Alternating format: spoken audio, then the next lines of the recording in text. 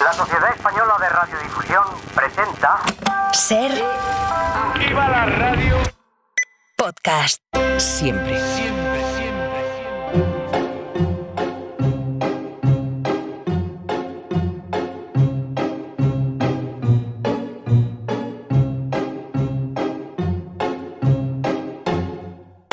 I'm sitting here in the boring room. It's just another rainy Sunday afternoon. I'm wasting my time, I got nothing to do. I'm hanging around, I'm waiting for you, but nothing ever happens. And I wonder, I'm driving around in my car. I'm driving too fast, I'm driving too far. I'd like to change my point of view. I feel so lonely, I'm waiting for you, but nothing ever happens. And I wonder how, I wonder why. Yesterday you told me about the blue, blue sky, and all that I can see is just a yellow lemon tree. Turning my head up and down. I'm turning, turning, turning, turning, turning around. And all that I can see is just another lemon tree. ¿Qué tal? Buenas tardes. Abrimos la ventana de este viernes 16 de agosto con Matías Vallés en Radio Mallorca. Hola, Matías. Buenas tardes, Marta. Aquí en Madrid, Anaíri Simón, Rafa Panadero, buenas tardes. ¿Qué tal? ¿Qué tal, Marta? Matías, Baleares sigue en alerta por lluvias y tormentas. Sí, está ya decadente, pero ha sido un auténtico desastre en todas las islas, en todas las versiones. Y lo que está claro, lo que decíamos, ¿no? Es la violencia que tiene hoy los fenómenos atmosféricos. El clima también se ha polarizado, y si no hay un cambio climático, se le parece mucho. Sí, ¿no? Bueno, hay muchas formas de viajar, muchos los motivos que nos llevan a elegir un destino, pero algunos más peculiares que otros, la verdad, como del que vamos a hablar a continuación. Destino, Corea del Sur. Motivo, participar en un concurso de la televisión coreana que se llama Quiz on Korea o Quiz sobre Corea, sería en castellano, en el que participan 20 extranjeros, les hacen preguntas sobre Corea y gana el que más sepa. ¿Suena así? 자, 드디어 세 번째 판 결승까지 올라왔습니다. 일단 축하드리겠습니다, 네 분. 네. 자, 오늘 함께한 Resulta que hay una española entre los concursantes. Miriam Hernández, buenas tardes, bienvenida a La Ventana. Muy buenas tardes, ¿qué tal? ¿Cómo terminas seleccionada para representar a España en ese concurso? Bueno, pues la eliminatoria para representar a España tuvo lugar en Gran Canaria gracias a que el Consulado de la República de Corea de Las Palmas la solicitó realizar allí. Y nada, y cuando me enteré, porque yo siempre he estado muy metida en todo lo que es Corea, decidí presentarme, probar suerte a ver qué tal iba y nada, y gané esa eliminatoria y al final pues acabé convirtiéndome en la representante española. ¿Pero de dónde viene ese enamoramiento con Corea?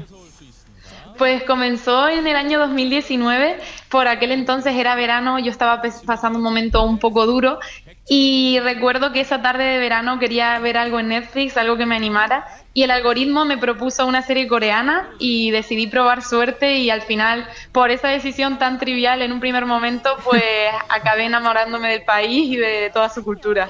O sea que hay algo positivo en los algoritmos, por fin. Me parece que es la primera mención a favor de los algoritmos que escucho en mucho tiempo. Y lo raro es que tu contagio de lo que es el espíritu coreano no fuera por el K-pop, ¿no? Por esta corriente musical que está arrasando en todo el mundo.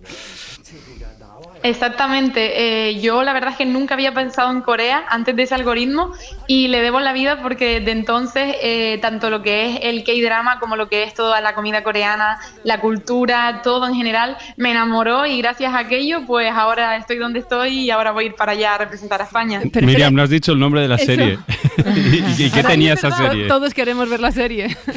La serie se llama Love Alarm, ahora mismo ya están las 2 temporadas porque en aquel entonces yo vi la primera justo cuando salió y la verdad es que es una serie que sobre todo se enmarca en lo que es el romance y la comedia, pero captura eso que podríamos llamar la esencia de esa ola coreana, que es la que ha capturado pues a tanta gente por todo el mundo. Oye, Miriam, ¿y qué es lo que más te ha impactado de la cultura coreana, que supongo que ahora conoces seguramente más a fondo que la mayoría de españoles?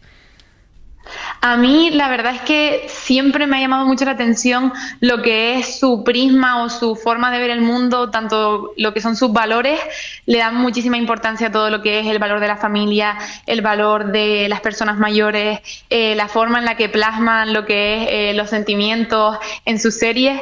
Tienen una forma muy característica de ver el mundo y de nombrarlo a través de su lengua coreana, que se llama también Hangul. Entonces pues todo eso fue como un cúmulo de cosas que me hicieron pues acabar enamorada del país. Miriam, lo acabas de mencionar, yo creo que el idioma siempre es una barrera para conocer otras culturas. ¿Tú qué tal te llevas con el coreano?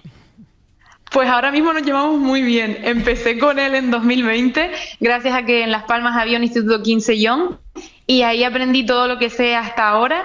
Y bueno, el año pasado tuve la oportunidad de pasar también por Corea un mes en la Universidad de Sogan a hacer un curso intensivo de coreano. Entonces, a día de hoy puedo defenderme bien en una conversación natural y hablando normal con un nivel de lo que sería un B1 en inglés. Claro, porque lo necesitas para el concurso. ¿En qué consiste este quiz en Corea? Pues este concurso es una especie de concurso de preguntas y respuestas en el que pues ellos quieren evaluar lo que sabemos acerca de la cultura coreana y por supuesto en coreano. Entonces, para poder entender lo que son las preguntas, como para también poder interactuar con los presentadores y con todo, necesitas tener ese nivel intermedio para poder desenvolverte, claro, y seguir avanzando. O sea, ¿estás estudiando? Sí, ahora mismo llevo un mesito estudiando con un profesor coreano de manera intensiva para prepararme lo que es toda la parte cultural, porque claro, al final yo sé del idioma, pero hay cosas como dichos populares coreanos, famosos personajes de su historia que hasta ese punto aún no había llegado. A ver, y pues ahí estamos. Cuéntanos alguno que te llame especialmente la atención o que te guste por lo que sea.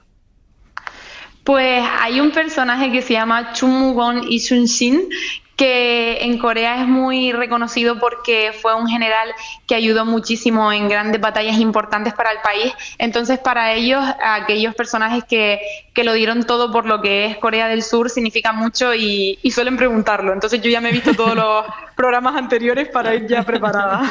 Ya que lo mencionas, a mí me llama mucha atención porque Corea tiene una parte que nos atrae mucho, ¿no? Muy luminosa, muy divertida con el K-pop, también con sus grandes series, se me ocurre el Juego del Calamar, pero también, como todas las naciones, tiene una oscura, y en su caso es un nacionalismo muy asentado en la homogeneidad étnica del país. ¿Has estudiado también esa cara oscura, no ese nacionalismo un poco excluyente respecto a otros países del entorno? En esa parte aún no he tenido tiempo, no he podido ahondar, pero sí que es verdad que, como en todo, hay luces y sombras. Es un país que pues a día de hoy se le conoce mucho por esos colores pastel, rosas, pero al final, igual que en todo, pues siempre hay una parte que no es tan bonita. Entonces, en eso aún también estoy profundizando, porque al final tenemos que recordar que si siempre hay cosas buenas, también hay cosas que no son tan buenas. Sobre todo lo que ha habido es un progreso extraordinario. Corea era un país pobre en los 60. Yo como niño he dado dinero para los niños coreanos, para los pobrecitos niños coreanos que no tenían que comer. Multiplica por 100 su riqueza en los 80 y hoy es más rica que España. No solo es más rica económicamente que España, sino que nos deja en ridículo, por ejemplo, en los Juegos Olímpicos de París 24. Es decir, para mí es un contraejemplo para los países llorones. Pero te quería preguntar, Miriam, si esta, no te digo obsesión, por supuesto, pero concentración en lo que es Corea, te ha hecho descuidar a España. A ver, sí que es verdad que mucha gente me dice, oye, pero igual que sabes tanto de Corea, habría que saber tanto de España, ¿no?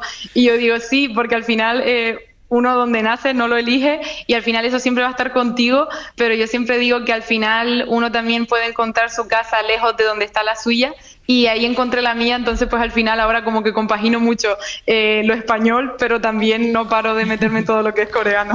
Viajas a Seúl a finales de agosto, el concurso es el 8 de septiembre, compites eso con una veintena también de extranjeros, supongo que de varios países del mundo, ¿no? Tú representas a España. ¿Cuál es el premio? ¿Quién gana?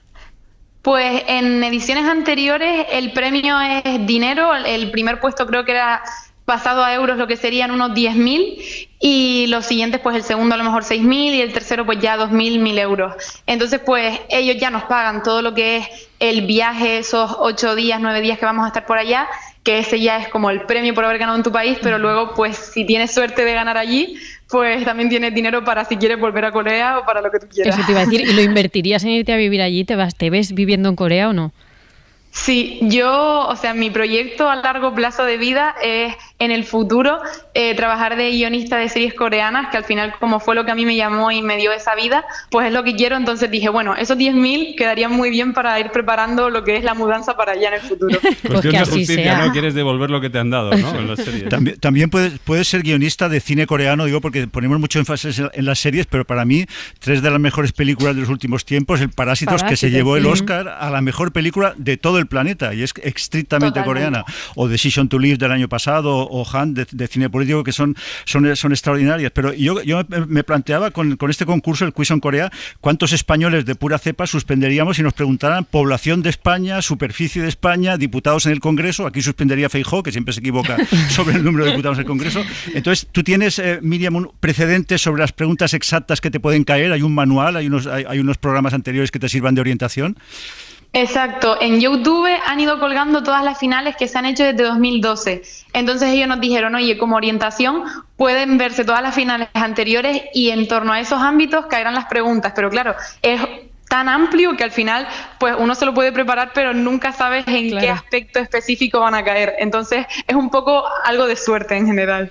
Pues toda la del mundo, Miriam, para ese 8 de septiembre, que seas la ganadora de Quiz on Corea, te volveremos a llamar igual. Gracias, Miriam, un beso, gracias. Que vaya muy bien. Muchísimas gracias, chao.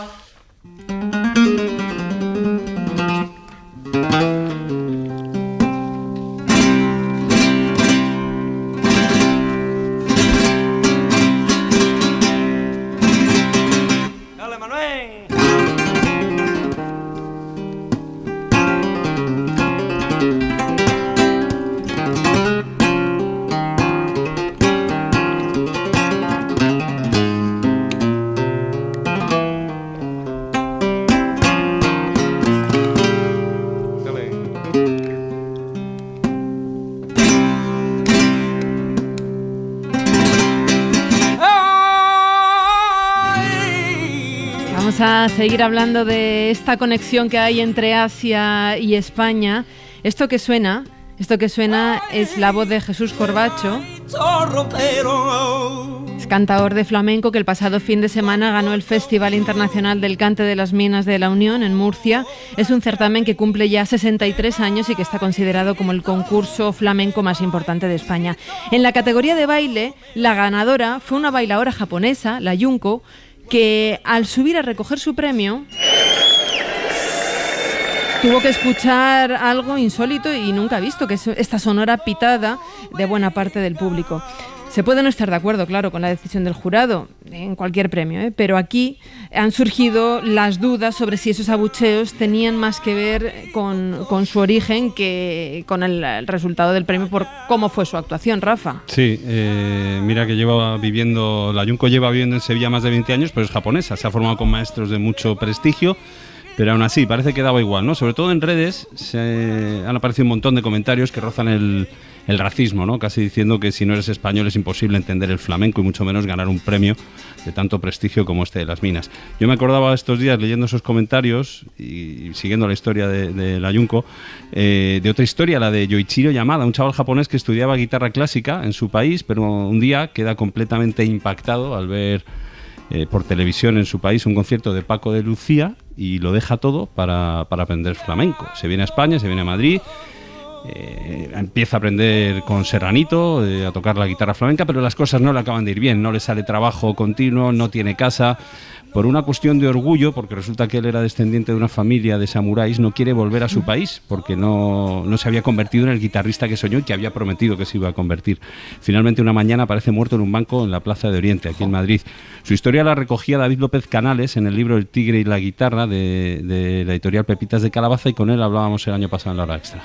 Fui a la escuela Amor de Dios, que está en el Mercado Antón Martín en Madrid, que es una escuela muy famosa, es un sitio maravilloso, y Joaquín San Juan, su director, me dijo, hombre, pues si estás buscando estas historias de japoneses y de flamencos españoles que se fueron, tienes que conocer la historia de mi amigo Yoichiro Yamada. Vino aquí a hacerse guitarrista flamenco y nunca volvió a Japón porque consideraba que iba contra su honor y el de su familia, y acabó muerto de hambre en la Plaza de Oriente porque se ha negado a volver a Japón porque consideraba que había fracasado en su viaje por convertirse en un gran guitarrista. Es solo un ejemplo, Marta, llamativo y emocionante, sí, creo yo, pero bueno, pienso que también significativo, ¿no?, del peso de esos vínculos que nos pueden sorprender, pero de alguna manera son especiales, ¿no? Entre el flamenco y Japón.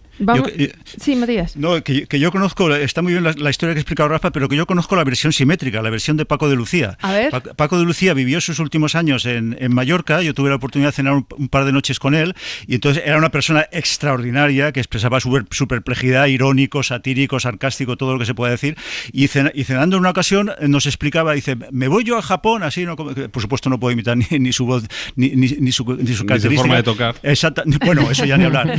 No, pero esto es lo que él decía. Me voy al Japón, me veo a tal, sube el telón, estoy yo ahí solo con mi guitarra y veo 2.000, 3.000, 4.000, 5.000 japoneses y yo me pregunto, se preguntaba Paco de Lucía, ¿pero qué hace esta gente aquí? ¿Qué es lo que ve? ¿Cómo puede entender lo que yo hago? Es decir, yo creo que la perplejidad intercultural sí que existe, ¿no? Y en el caso concreto de la Junko, yo estoy contra las unanimidades. Me parece bien que el público exprese su descontento, pero entonces tampoco un español podría obtener una medalla de judo, ¿no? Y había la pregunta, ¿un japonés puede cocinar una paella? Aquí lo digo, Rafa, para rebajar el nivel de la guitarra a cosas más prosaicas. Y es este concepto tan borrascoso de la apropiación cultural, ¿no? De hasta qué punto podemos mezclar las culturas. Vamos a intentar conocer un poco más de esta conexión entre el flamenco y Japón, hablando con Daniel Doña. Daniel, buenas tardes. Muy buenas tardes. Daniel es desde hace ya tiempo uno de los grandes referentes de la danza española y el flamenco. Ha recibido numerosos premios y reconocimientos. El más reciente creo que es el premio Lorca al mejor espectáculo de danza flamenca, que fue el año pasado. Actualmente tienes tu propia compañía, diriges el espectáculo Ópera Prima, que se presenta cada día en el Parque España de Shima, en Japón, lugar en el que ya trabajaste hace casi 30 años formando parte del cuadro flamenco. Lo primero, ¿cómo es tu relación personal con Japón, Daniel? ¿Cómo llegas allí? Bueno, pues casi de casualidad, huyendo un poco de la monotonía que ya estaba viviendo en mis inicios como intérprete. Yo soy de Granada, desde los 14 años hasta los 19 años estuve trabajando a diario en los tablaos y en las salas de fiestas de aquí de Granada. Esos fueron mis comienzos de la mano de Maite Galán y necesitaba, pues la necesidad de un intérprete de 19 años de salir de su ciudad y con las ganas de conocer diferentes culturas. Me llegó la posibilidad de poder audicionar para un puesto del elenco del espectáculo de flamenco que se hacía en el 1997 en Parque España. Tuve la suerte de que me cogieran y ahí empezó una relación, diría, casi divina con una cultura que me apasiona y con un público que siempre te hace sentir artista y un público que entiende y que ama no solamente el flamenco, sino toda nuestra cultura. Pero ¿y tú tienes respuesta de lo que se preguntaba Paco de Lucía? ¿Qué es lo que viene esta gente a verme aquí? ¿Tú sabes cuál es su inquietud? Bueno, yo tengo una opinión personal que seguramente que habrá muchas, porque es algo que no se puede... Creo que es tan fuerte la relación que hay entre Japón y España. Yo siempre digo que Japón se ha convertido en la segunda patria del flamenco.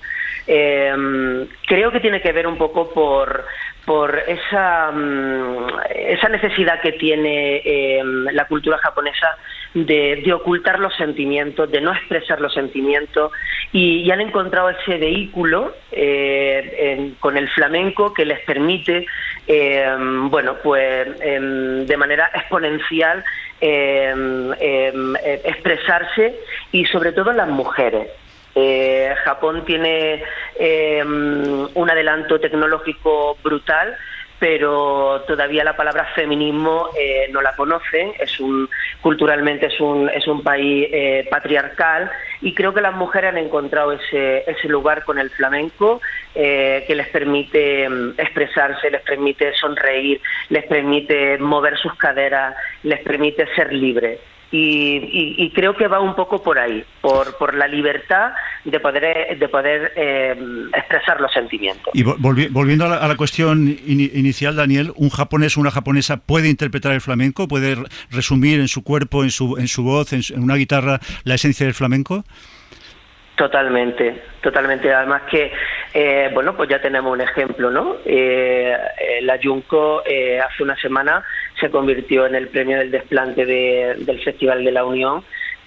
Cuando he escuchado esos pitidos del público me han dolido mucho, porque me parecen muy injustos y espero que no sean para ella, porque no sería nada justo. Espero que tengan otra Diana, que no sea ella. Oye, porque ella lo único que hizo fue presentarse a un concurso, dejarse el alma, hacer un desembolso económico brutal, porque son muchas semifinales y muchas etapas de clasificación las que este concurso necesita, y hay que pagar a los músicos sus billetes, sus dietas, su estancia, y me da mucha pena que ella recibiera en un hecho histórico, que ya cada uno puede tener su opinión sobre si estaba a la altura o no para recibir ese premio. Eso cada uno es libre de pensar eso, pero me sabe mal que a un artista se le dé ese recibimiento a la hora de coger un premio. Oye, Daniel, ¿y crees que el mundo del flamenco peca a veces de exceso de purismo? No solo lo hemos visto con el caso de la Junco, sino que artistas consagradísimos como fue Enrique Morente recibieron críticas por innovar, o el Niño de Elche, ahora más actual, claro, recibieron ciertas críticas, e incluso yo he visto críticas a la propia Rosalía, que si bien es cierto que no hace flamenco, por no ser gitana, y la acusan muchas veces de apropiación cultural porque coges el imaginario que te interesa y tal y cual. ¿Crees que esto es una cosa que existe? Existe, pero sobre todo porque no entendemos que el flamenco es plural. El flamenco, cuando se habla de pureza, hay una terminología que ya de partida está mal enfocada, porque el flamenco nunca ha sido puro. El flamenco viene de muchas influencias.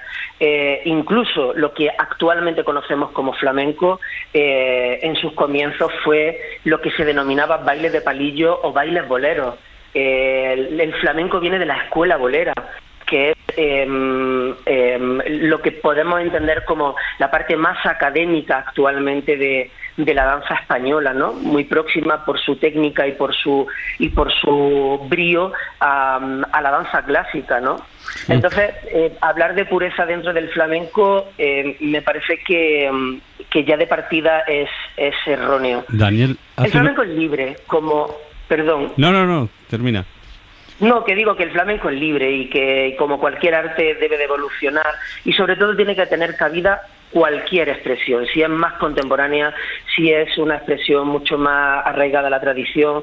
El artista debe de ser libre a la hora de crear, y tenemos ejemplos, como vosotros habéis dado, unos ejemplos maravillosos, sí, que ya fueron en su momento vanguardistas. Hemos arrancado este tramo hablando con Miriam Hernández, una chica española que está, totalmente entregada a la cultura surcoreana. ¿Cómo fue tu integración con la cultura japonesa? Llegaste allí hecho un chaval con 18, 19 años, ahora has vuelto casi 30 años después, pero ya para dirigir un espectáculo flamenco en el Parque España, que si alguien no lo sabe es como un parque temático, ¿no? En la ciudad de Shima, en Japón. ¿Cómo ha sido tu proceso de integración con la cultura japonesa?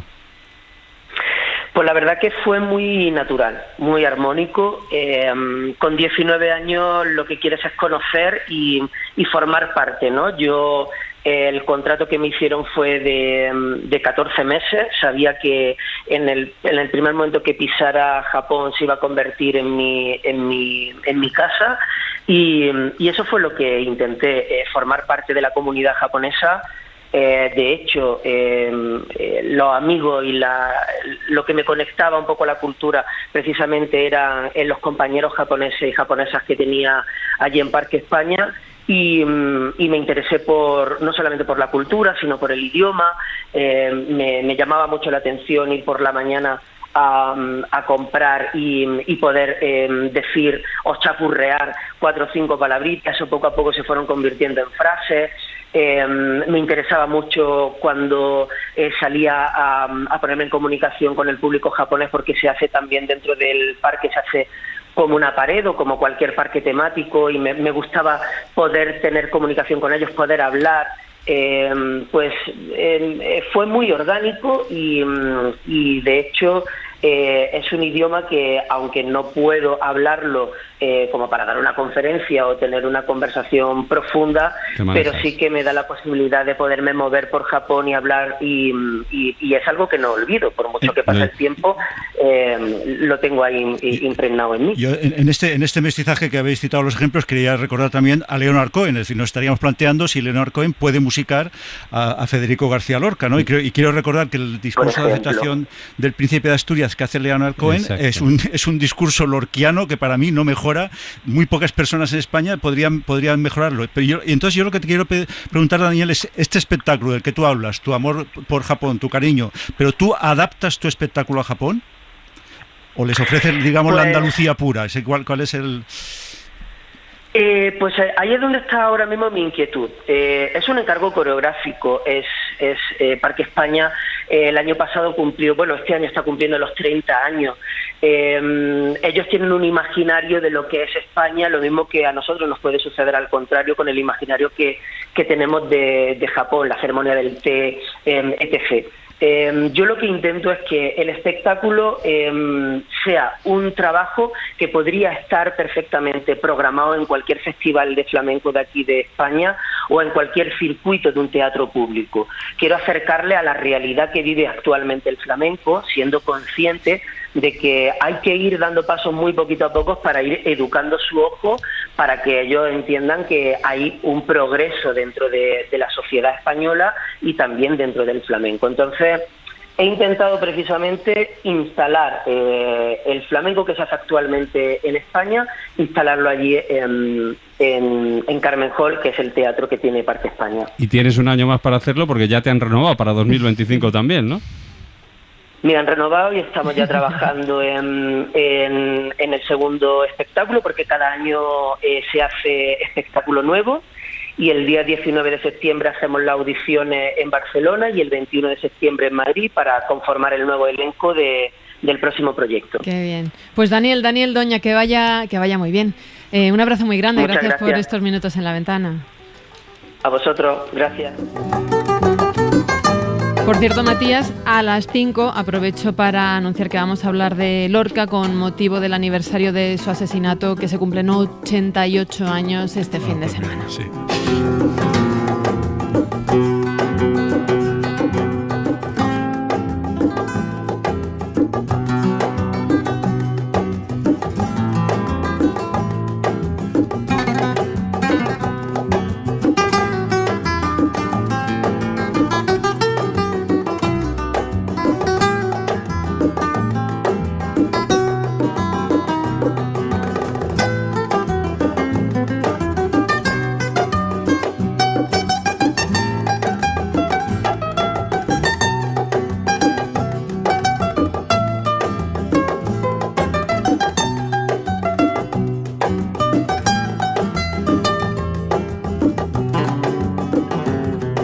Hoy que no aguanto más, quiero empezar de cero y con un voz a más.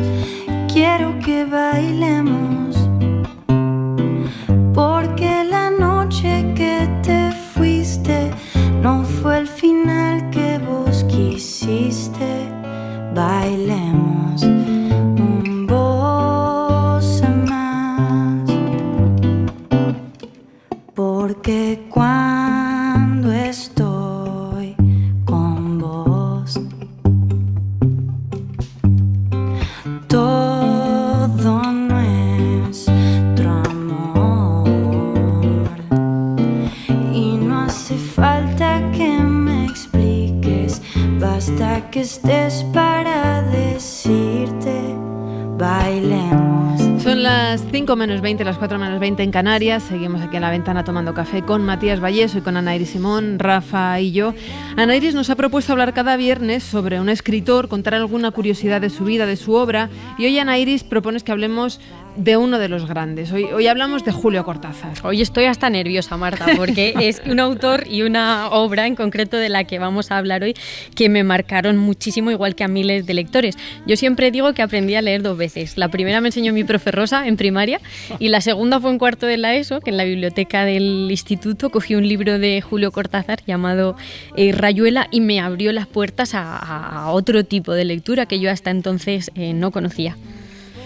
¿Quieres hablarnos de Rayuela? ¿Quieres hablar de Rayuela? Te abrió las puertas y quieres abrir la ventana a Rayuela, ¿no? De sus cuentos podríamos hablar durante programas y programas, pero hoy nos centraremos en eso, en Rayuela. Lo que más llama la atención a mucha gente de esta novela, publicada en el año 63, es su estilo y su estructura. Rayuela se puede leer de 2 maneras, como leemos todos los libros, ¿no? Una página tras otra, un capítulo tras otro, o bien siguiendo un tablero de dirección que diseñó Cortázar. Se va saltando capítulos del final, capítulos del principio. También llama mucho la atención sus juegos de palabras, ¿no? Cortázar llega a inventar incluso un idioma que se llama glíglico, en el cual escribe un capítulo entero y es magistral porque no conocemos ese idioma, no nos da un diccionario, pero todos entendemos perfectamente lo que está ocurriendo en ese capítulo. También podríamos hablar durante programas y programas de las referencias musicales, de las referencias pictóricas, de las referencias filosóficas que se condensan en esta obra literaria, ¿no? Pero hoy vamos a hablar de un personaje que yo creo que es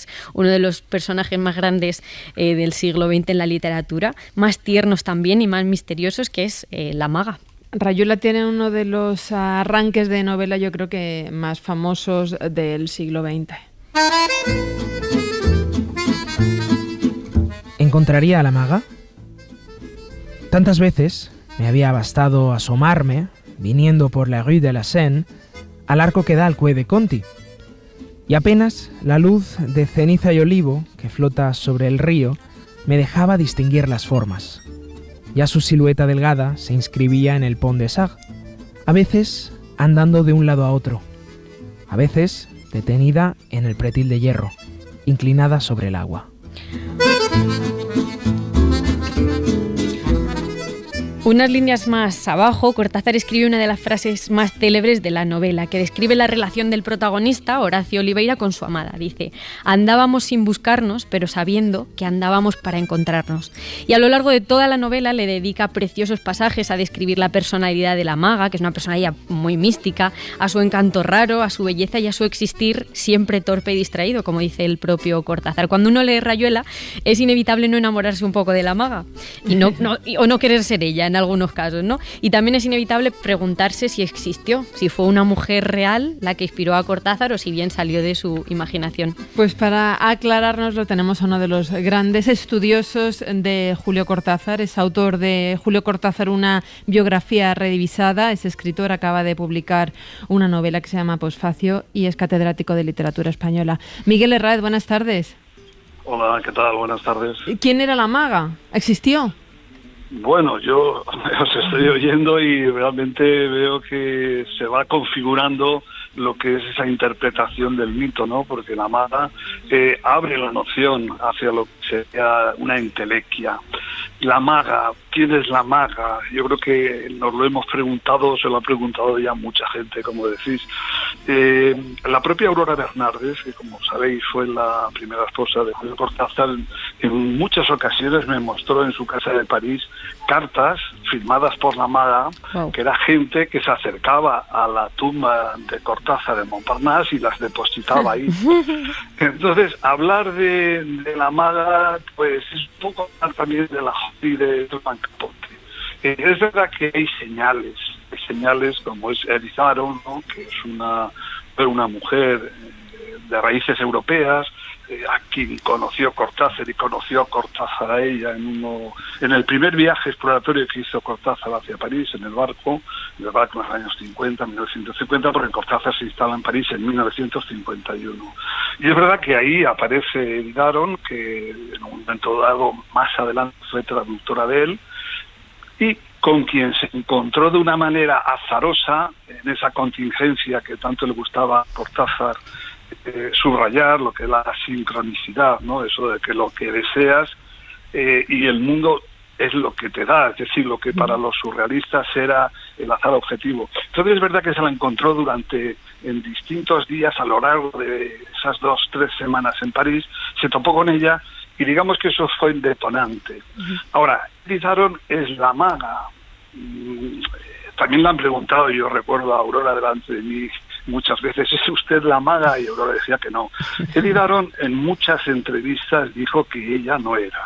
Pero ojo, porque lo digo con cariño, lo decía con la boca pequeña. Hombre, ¿quién no querría ser la maga, no? No, cuidado. Yo estuve con Aurora Bernárdez, que también vivió en Mallorca, y Aurora Bernárdez yo quería ser más que la maga, es decir, yo creo que no se hubiera conformado con ser la maga. Yo con la inconsciencia de los profanos quería hacer mi medallero es el oro para el Quijote, la plata para 100 años de soledad y el bronce para Rayuela. Pero a partir de ahí lo que me extraña... Ana Iris, en la valoración que haces extraordinaria de la maga, que para mí lo es decir, ya no es la persona, la mujer soñada, sino que es la persona soñada, pero también es cierto que Cortázar le niega en el libro el factor intelectual, es una fascinación onírica, de belleza, de espíritu, de energía, pero a la hora de discutimos los hombres, por decirlo así. Sí, es cierto, sí, pero bueno, pues regresamos a lo que era el hilo del ovillo que hubiese establecido, ¿no? Estamos hablando de lo que es un personaje que ciertamente convoca empatías, ¿no? Pero, como decía, aunque Edith Aron dijo en muchas ocasiones que ella no era la maga, seguro que si entramos en Google, ponemos Edith Aron, la maga, aparecerá no sale su foto, ¿no? En quien se inspira Cortázar, cuando realmente la maga es una suma de mujeres, ¿no? Sí. Digamos que es un concepto heterogéneo en donde intervienen muchas facetas. Al fin y al cabo, si es verdad que podemos partir del considerando de que él conoce en el barco, se encuentra en París en un cineclub, hay escenas reales luego en la novela, cuando la arrojan el paraguas cerca del Montsouris y ese tipo de cosas, pero no obstante, Cortázar en ningún momento afirmó que la maga fuera Edith Aron, ¿no? Ahora, ella sí que publica 55 rayuelas, quiero decir que es una intelectual, traductora, docente, Edith Aron, que es verdad, está ahí, pero no quiere ser, dice que no es, pero como digo, publica novelas, o mejor dicho, cuentos o testimonios donde recrea y recoge ese posible hilo de conexión con Cortázar. Oye, Miguel, hay últimamente una tendencia que es hacer unos libros catalogados como autoficción, que serían historias reales que beben de la propia vida y a las que se le añade un poco pues de cuentismo. A mí me parece una etiqueta marketingiana porque creo que escribir es siempre robarle al mundo y siempre pongo el ejemplo de Rayuela. Digo, no, bueno, Rayuela habla de Horacio Oliveira, que es un hombre que casualmente era un traductor argentino en París, igual que lo era Cortázar, casualmente se movía en los mismos ambientes intelectuales, casualmente tenía nostalgia del lado de allá. Podemos hablar de Rayuela, un poco esto quizás es una aberración para un catedrático, ¿no? Como una autoficción, o sea, algo basado en la vida de Cortázar. Bueno, en realidad sabemos que toda ficción es la reelaboración de una experiencia o de la propia experiencia. Es verdad que hay mucho en el perseguidor de Oliveira, que es el perseguidor Johnny Carter que encontramos en el cuento El Perseguidor, que al fin y al cabo es una rayuelita, ¿no? Como se decía. Entonces tiene mucho de Cortázar. Cortázar en alguna ocasión llegó a decir que si no llega a construir o armar ese discurso, esa especie de catarsis que es Rayuela, habría tenido que suicidarse, lo digo entre comillas, ¿no? O habría enloquecido, porque efectivamente Rayuela, que tiene mucho de Julio Cortázar, que tiene mucho de esa especie de ostracismo voluntario, porque claro, a Cortázar se nos dibuja siempre como que va a las tertulias, a los cafés, que va al demagogo, a tal, cuando en realidad yo lo sé por conversaciones con íntimos suyos desde Julio Silva o Jurkiewicz o la propia Aurora Bernárdez, ¿no? Que con quienes he obtenido fuentes de información primarias. Me contaba que a lo que aspiraba Julio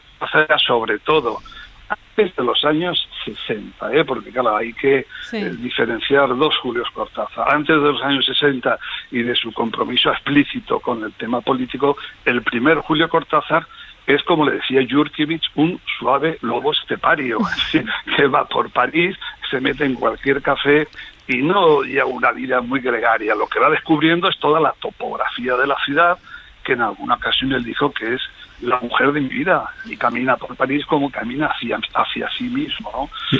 Entonces, sin ser que no lo era contrasociable, sí que es verdad que en muchas ocasiones se planteaba en ruedas de prensa, ¿qué hago yo aquí, no? Podría estar simplemente paseando, que es las cosas que más le gustaban a él, pasear por la ciudad.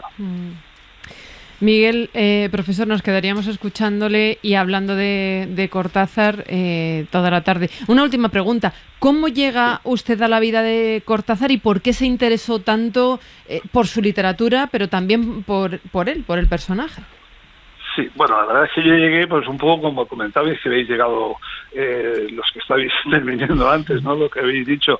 Yo llegué, pues, por un fragmento del Cuento de los Venenos en un libro de Coe, cuando estudiaba Coe, en donde en ese momento pues me quedé realmente seducido, ¿no? Por el modo de contar las cosas, porque Cortázar también lo hemos ido adelantando. No es tanto lo que cuenta, que lo es, que cómo lo cuenta, es decir, esa transgresión del discurso, esa captación así de lo que es modificar las estructuras, digamos, del relato, que son las estructuras clásicas. Entonces, en mi caso, mi generación, y yo no me elevo aquí como portavoz en absoluto de mi generación, pero a mí lo que me atrajo sobre todo en la adolescencia fue el ver que la vida se puede contar de otro modo a como nos lo contaban o como nos la contaban las generaciones literarias, al menos en español, ¿eh?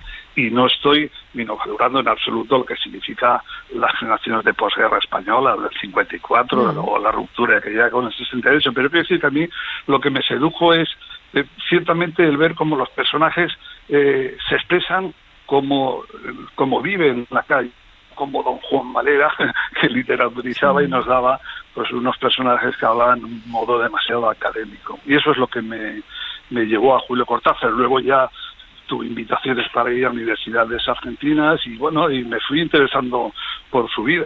Tuve ocasión de conectar también con sus entornos o con su entorno y eso me facilitó la labor. Porque yo no soy un biógrafo profesional. A mí alguien me dicen que escriba la biografía, yo que sé, de quien sea, no me interesa. Lo de Cortázar fue un impacto emocional.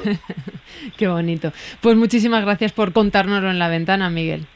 Que vaya muy bien. Un abrazo. Muchas gracias. Hemos empezado hablando de Corea y televisión, de Japón y de flamenco, de literatura latinoamericana y de enamoramientos. Y vamos a terminar la hora con otra propuesta diferente. Es un viaje en el tiempo a otra civilización, ya desaparecida, pero la que volvemos eventualmente a través de la literatura, precisamente, o de la ficción audiovisual, que nos ha contado mucho sobre la vida de los vikingos. Lo que sabemos de ellos es fundamentalmente gracias a las series. Bienvenidos, amigos. Hace más de 100 años, el gran ejército vikingo partió hacia Inglaterra para vengar la muerte de Ragnar Lodbrok. Cumplió su objetivo.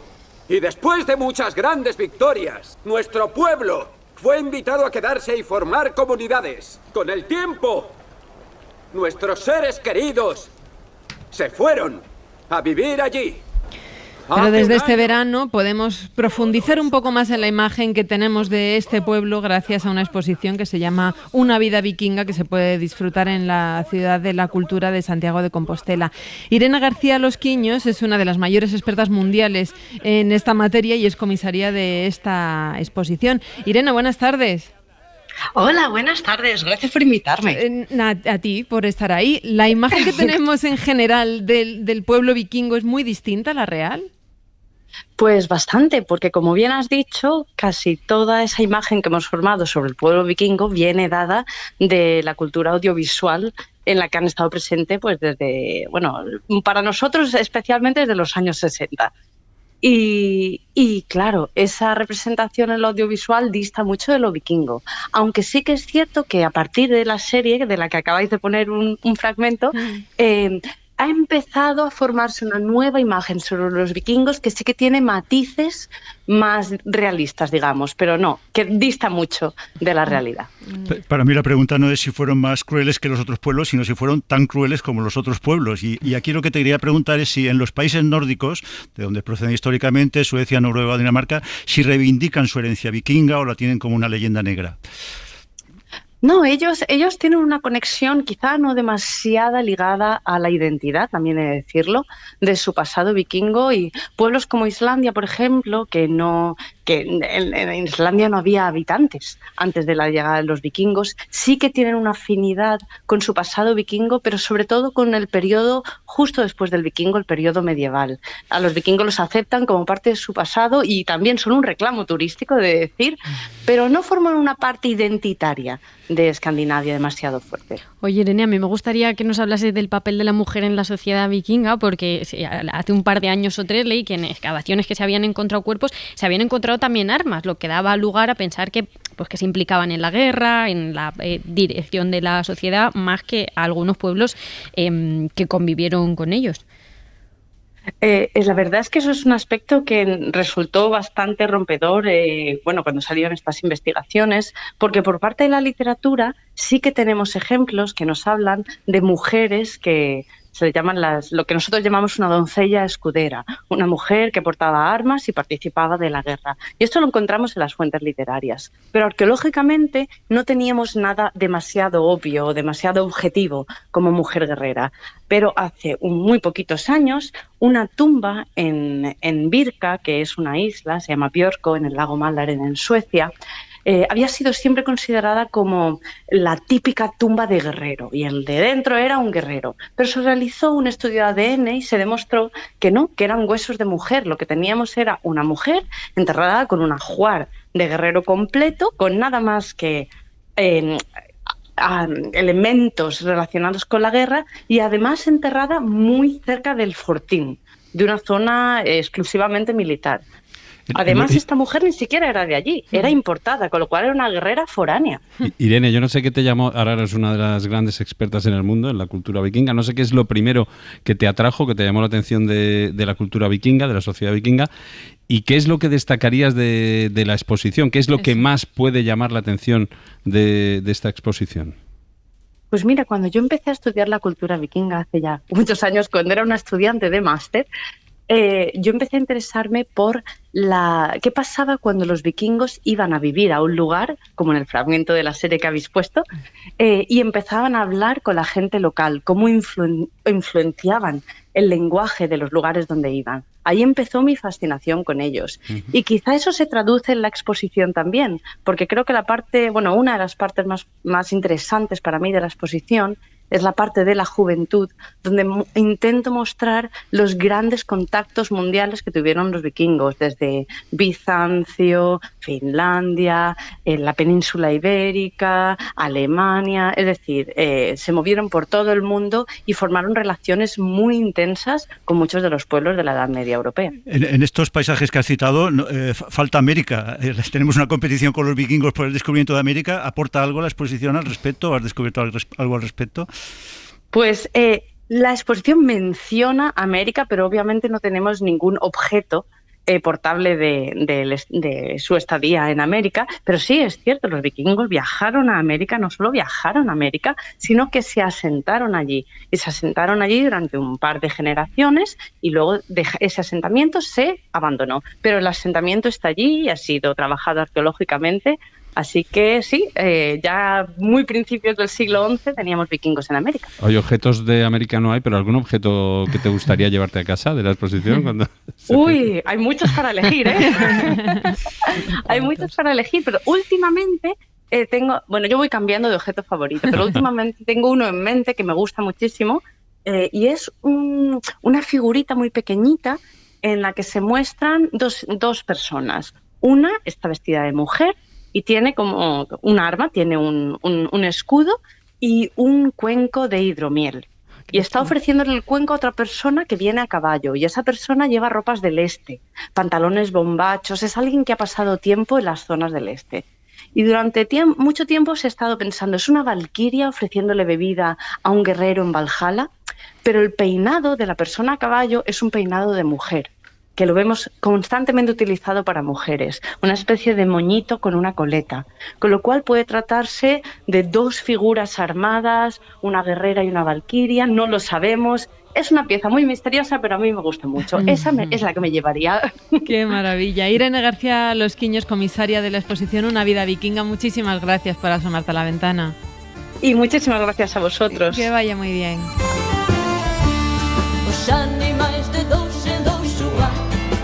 Qué maravilla escuchar a gente que se apasiona por algo, ya sea a la comisaria apasiona, escucharla apasionada por la vida de los vikingos o al catedrático con Cortázar. Es que hemos dado la vuelta al día en 80 mundos de Cortázar. O sea, nunca habíamos sido tan cosmopolitas, me parece. Que por cierto, ya hemos hablado de Asia y el profesor Herranz le han traducido la biografía de Cortázar al chino recientemente, que también llamaba mucho la atención ese hermanamiento hispano-asiático. Claro que sí. Matías Valles, muchísimas gracias. Hablamos el lunes. Un beso a todos, Marta. Un beso fuerte. Ana Iris, gracias. Adiós. Hasta luego.